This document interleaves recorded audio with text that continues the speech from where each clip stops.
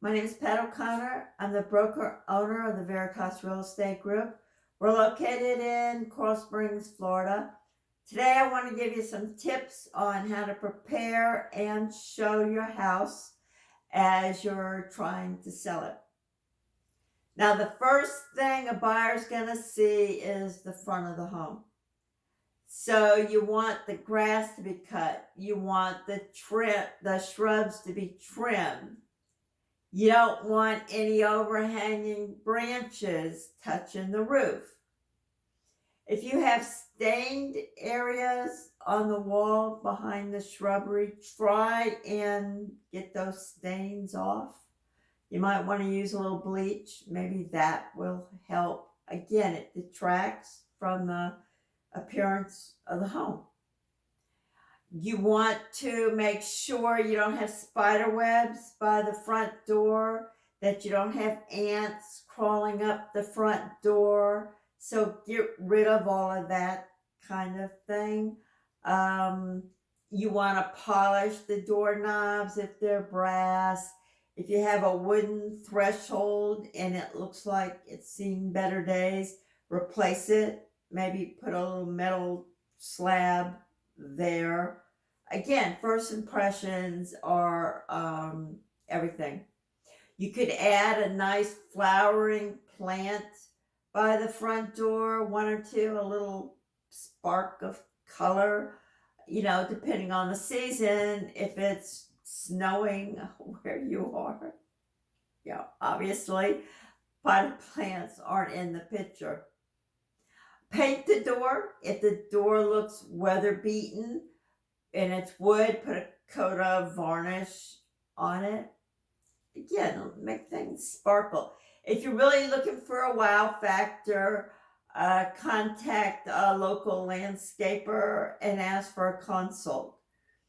If you're going to be showing the property at night, maybe a spotlight, that shines up over some attractive tree with lots of branches and things like that. Maybe spotlights near the front of the house shining on the shrubbery or along a sidewalk leading up to the house. Relatively inexpensive changes that will look really great at night. So, up to you. Second thing, clean. Clean the rooms. If you don't have time, hire a professional cleaner. They can come in and they can scrub, make sure the bathrooms sparkle. I know sometimes that can take a little work if they've been neglected. If you have tile floors, try to whiten up the grout between the tiles. There's machines, I think, that you can buy that will scrub them all without too much of an effort. If you have carpets, obviously make sure they're vacuumed, but you might want to also steam clean them. If you have wooden floors, polish them. Again, make it clean. Polish the furniture if you have wood furniture. Make it shine. Wash your windows inside and out. You want the sunshine to come in. It's really depressing to go into a house and the blinds are all shut. Hopefully the realtor gets there ahead of the buyers and opens everything up, but that's not always possible. Okay, remove clutter. One of the main things is have your kitchen counters empty. You don't want to have your toaster there. Your microwave can stay. Just make sure it's clean inside. But the coffee pot, I've got an Instant Pot thingy. All of that should go off of the countertop so that people can see the expanse and, that nice countertop that you may have spent a lot of money to have installed. Don't try and hide it. All right. Kids' toys, pick them up, put them somewhere. Pets' toys, put them somewhere. Um, just have everything as open and streamlined as you can get it. Control the odors. Talking about pets. Uh, Litter box, definitely. Make sure it's clean before showings.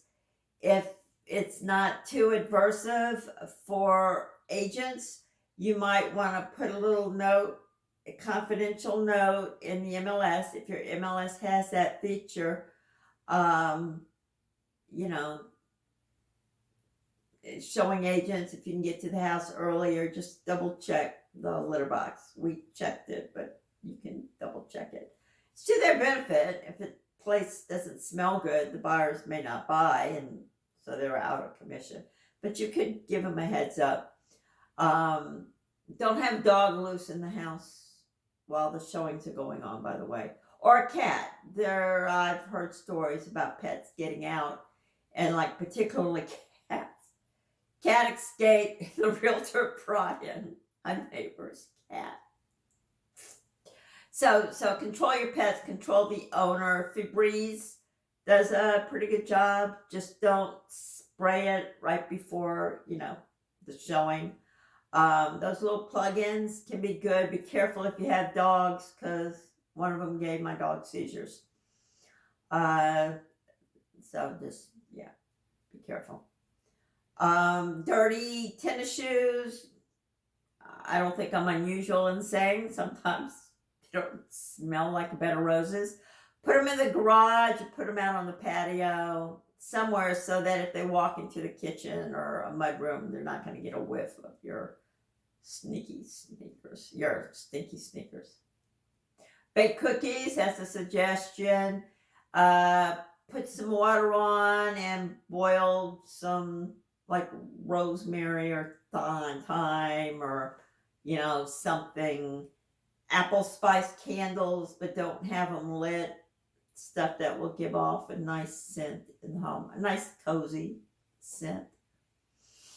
Okay, so the owner, if you are still in the house, right, you haven't moved and then trying to sell it, turn on every single light in the house before you leave. That includes the closets, everything. Hopefully realtors do that for the showings if they arrive before their buyers, but not all of them do it, and they all don't get there ahead of time.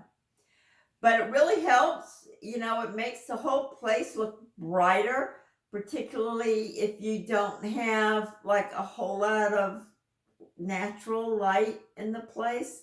This really makes it homey. So turn on all the lights. If you're an absentee owner, do not turn off the electricity.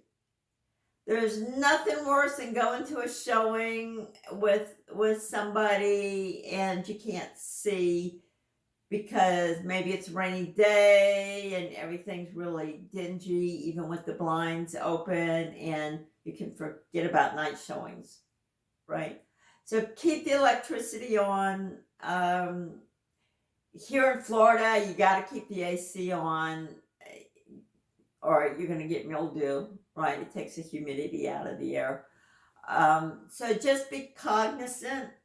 The electric bill is not going to be that much.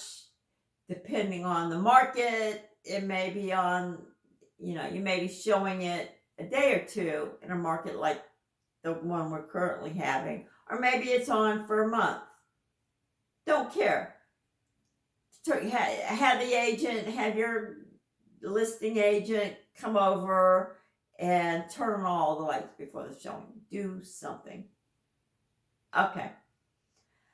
The last thing here is something that the seller probably doesn't want to hear, but leave the house before anybody shows up. Make sure the listing agent requires appointments and that you know about the appointments, and you be out of that house before they show up.